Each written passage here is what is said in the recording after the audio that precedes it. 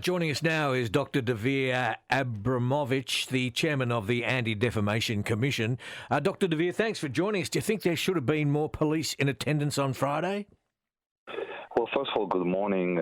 Good to be with you. I was actually there, and I have to say that even someone like myself who has been fighting anti-Semitism for decades, I never expected to see this disturbing explosion of anti-Semitism. And it's not just what's been happening on Friday. It's been happening over the last month. And this is not the Melbourne that I know. And let me tell you right now, and I've heard some of your callers, in this city we are seeing something that is simply wrong. And the threat that Jewish people in Melbourne are facing is very, very real. And I have called both on the government and the police that they need to push back against this evil that we're seeing, because the Jewish community is feeling under siege, it's feeling threatened. And I've spoken to a lot of Jewish parents who've said to me they are worried about their kids walking the streets, especially those who are visibly Jewish. This is not Melbourne. This is not who we are, and we have to fight back against this bigotry. So specifically, Doctor, what would you like the government and police to do? I think we need to make it very clear that freedom of expression is not the freedom to incite against violence. Yes. But that's clear already, isn't it? Well, it may be, but we're not seeing anybody being prosecuted. We're not seeing any rallies which are calling for the destruction of Israel, which is denigrating and demeaning Jewish people. Words matter. Words are bullets. And we know that when you have incitement, when you have radicalization, it can lead to physical violence and even worse. And we don't have to wait for a tragedy for somebody to be killed to take this evolving threat seriously. So, Doctor, and that's, I suppose, comes to what we were talking about before. If there were enough police there on Friday night, then maybe they could have actually gone and started to arrest people to stop them doing this sort of stuff. I think part of the problem, was it not, that there weren't really enough police to control, hold the line, and then turn around and start arresting people who were yelling and inciting for violence. Do you agree? Yeah, I also can tell you that people who came into Caulfield, the anti-Israel mob, had hatred in their eyes. Rocks were thrown. There was a car that tried to run people over. They came in looking for violence, and anti-Semitism is all of our problems, because if Jews are not safe in Melbourne, nobody is safe in Melbourne.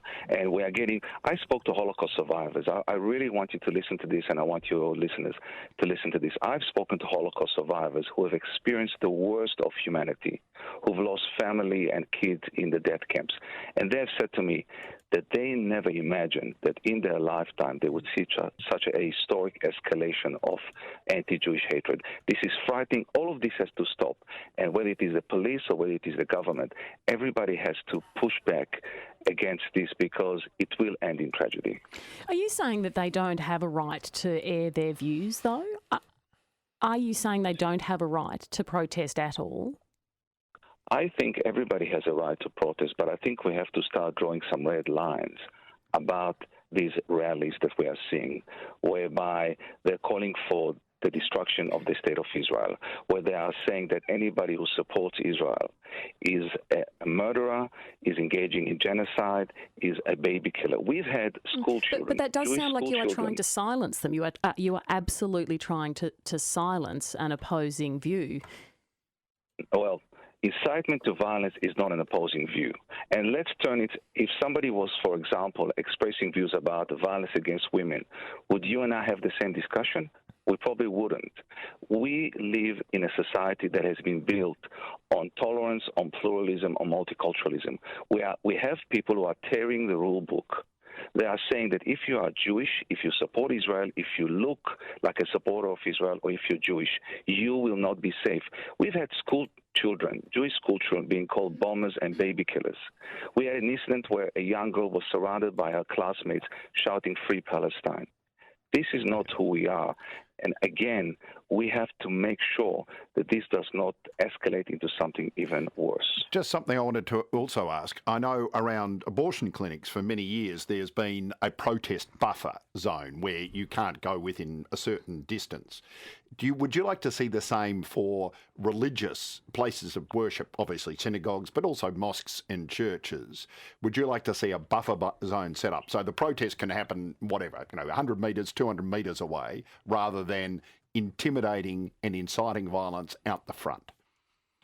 The very fact that you are asking this question shows how bad things have become in Melbourne. That's true. The Jewish people, right? The Jewish people cannot go on a Sabbath Eve to a synagogue. That we have to have security. That we have to have people actually being afraid to walk their streets. And you're right. There are people using the conflict between Israel and the terrorist organization Hamas as a pretext to go to the anti-Semitism playbook and to denigrate and to degrade Australian Jews. I don't think we want to be in a situation whereby young Jewish people will have to hide their Jewishness. And they're already doing it, by the way. I've spoken to young people who've said to me, we are not wearing yarmulkes, we're wearing sports cap, because every time we hear somebody behind us, we are starting to walk faster. If we don't push against this now, Melbourne will never be the same city. It won't be the tolerant, free city that we love. So do you think a requirement at the moment, even if it's only temporary, for a buffer zone? Because I know that the prayers had to be cancelled on Friday night, which I think is appalling. And I think the police should have really tried to protect the community and allowed them to pray. But do you think there is a need for a buffer zone, at least temporarily, so Jewish people can go and pray in safety and with a sense of security? I think that Victoria Police and the government need to consider every possible measure, because when this is over, history will judge them, and it will judge whether it's CEOs of companies, whether it's sports people, whether it's public figures. Where were you when the Jewish community needed you? Did you stand shoulder to shoulder with them and protect them, or did you walk away? And again, I have lived in this city for 37 years. I never thought that I would see a situation where being Jewish has become a liability. All right. On that note, Dr. Dvir, thanks for joining us on a Sunday morning. Appreciate the opportunity. Thank you, and stay safe. Dr. Dvir Abramovich, the chairman of the Anti-Defamation Commission.